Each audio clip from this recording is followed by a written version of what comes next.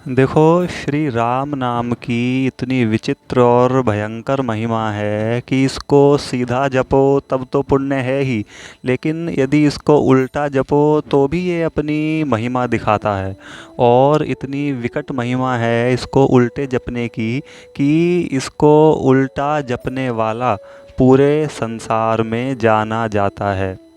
अब देखिए, सभी को पता होगा यहाँ पर किस विषय की बात हो रही है। यहाँ प्रसंग है ऋषिवर वाल्मीकि जी का, जिन्होंने भगवान का सीधा नाम होता है राम राम, जिन्होंने भगवान का उल्टा नाम जपा था मरा मरा। तो इसी से वो जप जप करके इसी उल्टे नाम को जप करके तर गए। अब देखिए, इसी प्रसंग को श्री गोस्वामी तुलसीदास जी ने रामचरितमानस में नाम की महिमा को, नाम की वंदना को लिखते हुए बड़े सुंदर ढंग से व्यक्त किया है। तो ध्यान से सुनना और समझने की कोशिश करना, बड़ा आनंद आएगा।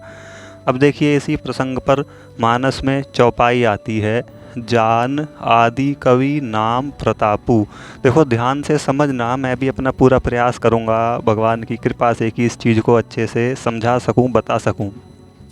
जान आदि कवि नाम प्रतापु, कि इस नाम के प्रताप से वो आदि कवि बन गए। आदि कवि का मतलब होता है जिन्होंने सबसे पहले उस ग्रंथ की रचना करी हो। तो रामायण जी की जो रचना है वो सबसे पहले श्री वाल्मीकि जी ने करी थी। तो नाम के प्रताप से वो आदि कवि बन गए। लेकिन नाम का कैसा प्रताप, कैसा जपा था उन्होंने? अगली चौपाई है, जान आदि कवि नाम प्रतापु भयउ शुद्ध करी उल्टा जापू। भगवान का उल्टा नाम जप करके शुद्ध हो गए और फिर उसी नाम का प्रताप जान करके आदि कवि के रूप से इस जगत में जाने जाते हैं। अब देखिए, उनके बारे में कहा जाता है, ये कथा आती है कि वाल्मीकि जी चोर हुआ करते थे, डाकू थे, लुटेरे थे। कहीं भी आते जाते थे या कहीं नहीं भी आते जाते थे तो भी जो उनका गांव था वहाँ पर डकैती डाला करते थे, और कोई आता जाता हुआ मिल गया तो उसको लूट लिया, उसके ऊपर डकैती डाल दी। अब संयोगवश एक दिन क्या हुआ, देवर्षि नारद जी से उनका मिलन हो गया। अब देवर्षि नारद जी कौन है? भगवान के परम भागवत महान संत एकदम भाई।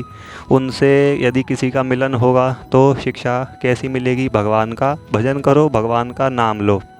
इसी प्रकार की शिक्षा उनको मिलेगी जो भी देवर्षि नारद जी से मिलेगा। तो भैया, देवर्षि नारद जी से उनकी बातचीत हुई। नारद जी ने पूछा, क्या करते हो, क्या कर रहे हो, ऐसा पाप तुम क्यों कर रहे हो? चोरी करते हो, डकैती करते हो, बड़े पाप के भागीदार बन रहे हो, दंड भारी भुगतना पड़ेगा।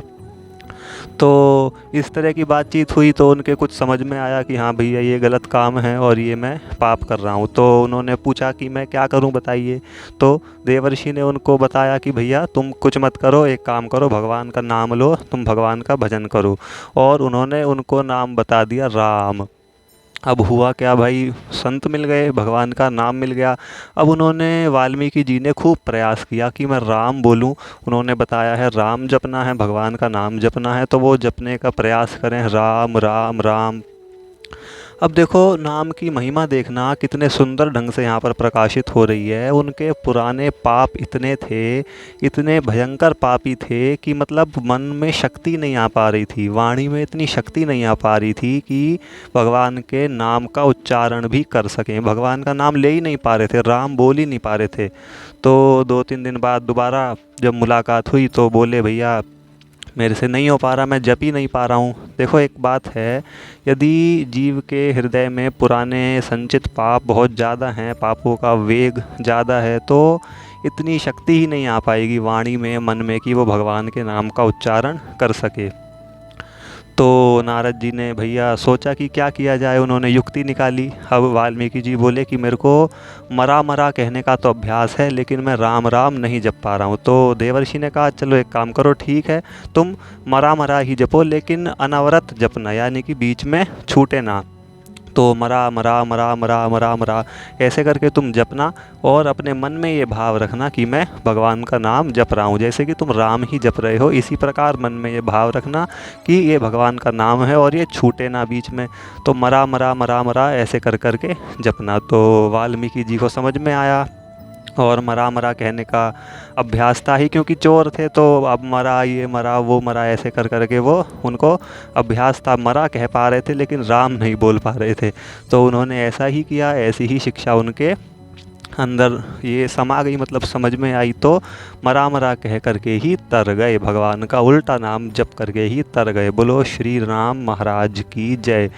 तो मरा मरा जब उन्होंने जपा तो क्या हुआ, भयउ शुद्ध करी उल्टा जापू। सबसे पहले नाम का प्रताप क्या होता है कि हमारे अंदर से पाप निकलते हैं, पापों की प्रवृत्ति छूटती है, पापों के आचरण खत्म होते हैं। तो भयउ शुद्ध, उनका हृदय शुद्ध हुआ, पवित्र हुआ। फिर क्या हुआ, जानी आदि कवि नाम प्रताप हु। फिर धीरे धीरे जब वो जपने लगे तो उसी नाम के प्रताप ने उनको आदि कवि बना दिया, यानी कि जो पहले चोरी करता था उसने रामायण लिख दी।